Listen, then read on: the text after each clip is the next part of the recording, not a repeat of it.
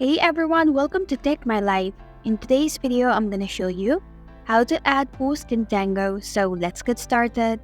Begin by launching your Tango application.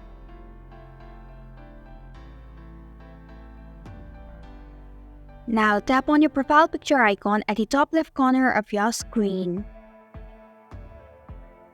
Tap on your displayed name.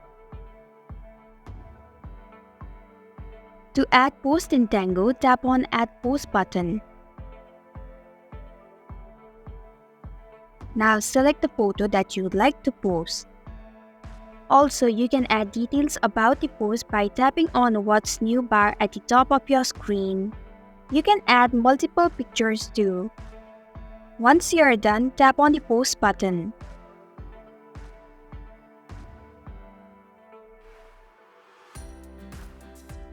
And this is how you can add post in Tango. Thanks for watching Tech My Life. If you like this video, hit the like button and drop a comment with any questions or feedback. If you are new, subscribe and click the bell icon to stay updated on our future videos.